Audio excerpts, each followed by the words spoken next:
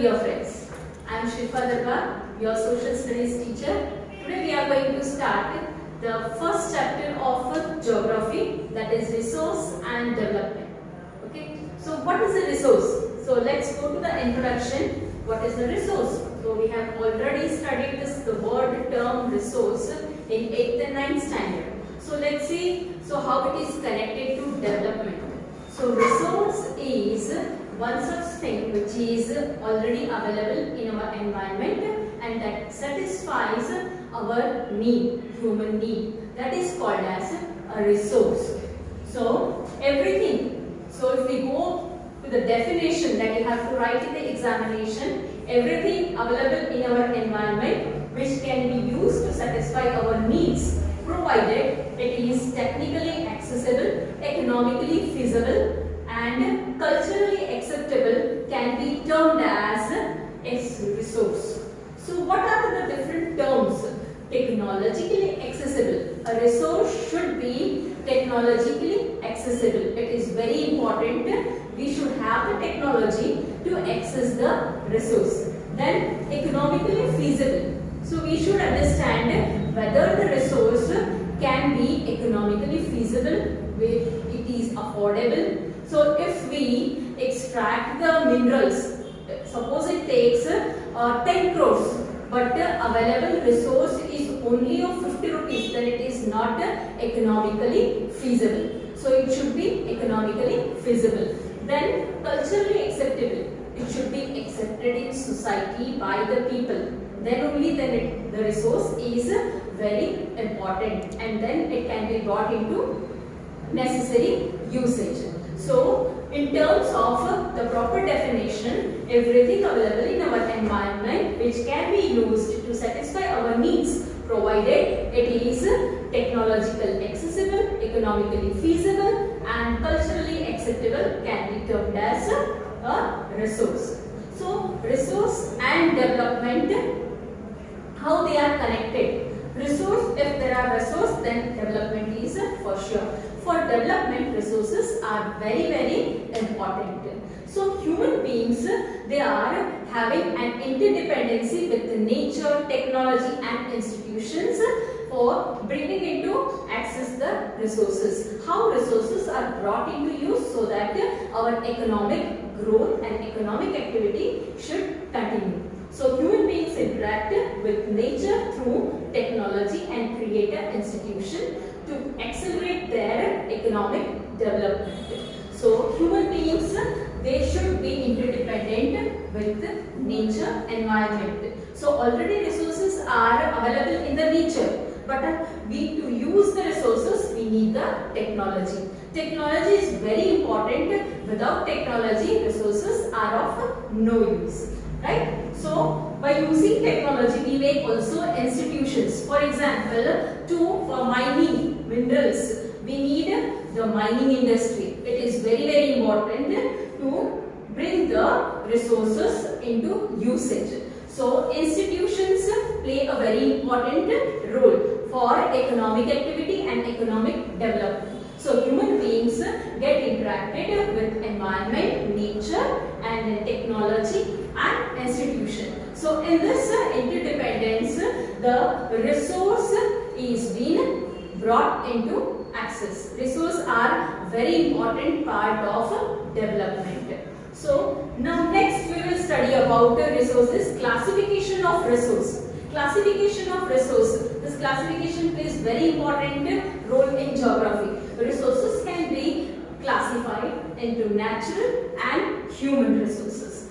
Natural resources can be divided into renewable and non-renewable. So resources which can be renewed and replenished, they are called as renewable resources. Renewable resources, it contains the continuous or flow, for example wind and water. One more part is biological, for example wildlife and natural vegetation. So the other part of the natural resources are non-renewable resources. It contains recyclable resources and non-cyclable resources. So recyclable resources are those resources which can be recycled and reused again. So it includes metals, and non-recyclable, which can be used. Once they are used, they cannot be used again. For example, fossil fuels, petrol, and all these things, right? So the other part of the resource, that is human resource. Human resources can be divided into structures and institutions.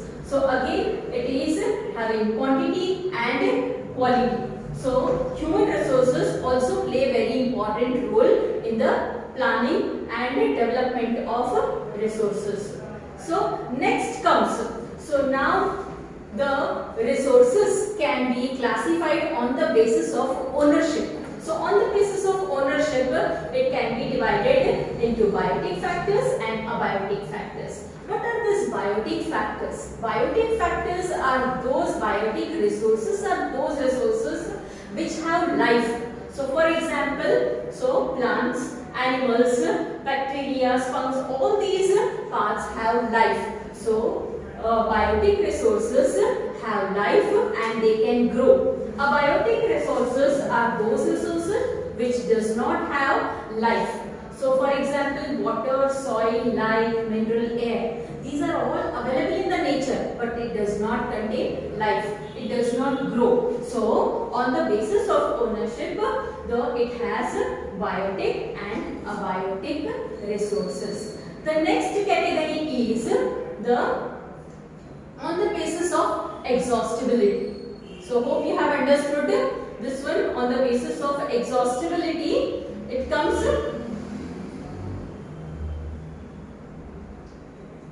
yes. So on the basis of exhaustibility, there are two kinds of resources. One is a renewable resource. The next one is non-renewable resource.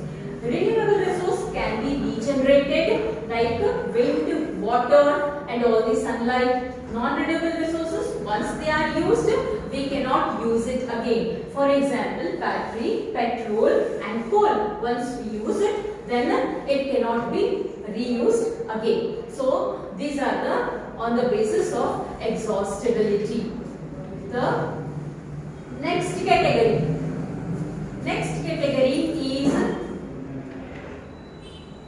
hope you understood this, renewable resource and non-renewable resource. Let's go to definition and the proper definition for the renewable resource are renewable resource or replenishable resources which can be renewed or reproduced by physical, chemical and mechanical processes. For example, solar and wind energy, water, forest and wildlife, etc. These are the examples of renewable resources. Renewable resources may be further divided into continuous resource and flow resource. For example, wind and water.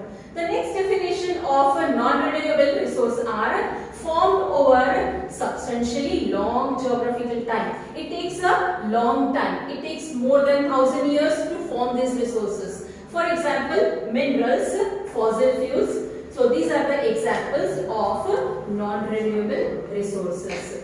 They can be subdivided into recycled resources, for example, metals, and then non-recyclable resources, for example, fossil fuels, which cannot be recycled and get exhausted with the usage. So these are the important definitions you have to go through. The next one comes on the basis of ownership.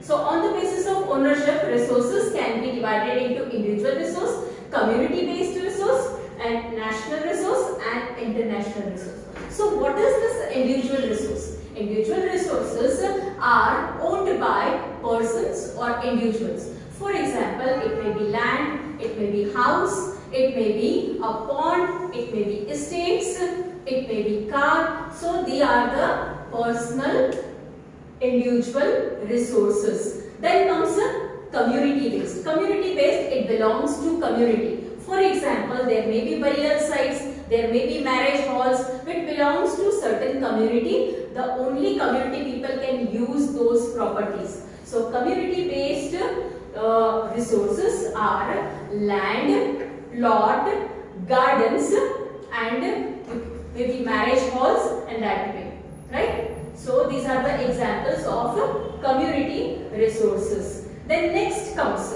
It is a national resource. National resource is very important part of the resources. It belongs to particular nation. So, no individual has the right to own them. For example, roads, canals, railways, etc. These are the national resources. Even minerals, water resource, forest, wildlife, these are also included in national resource. So, land within political boundaries, that is also owned by our national resources. So, this also includes river water and oceanic water until 200 nautical miles. So 200 nautical miles, it is a measurement used for ocean waters, to measure the ocean line. So it is also included in national resources. The country has a legal power to acquire even the private property for betterment of public good. So these are all the important notes for national resource.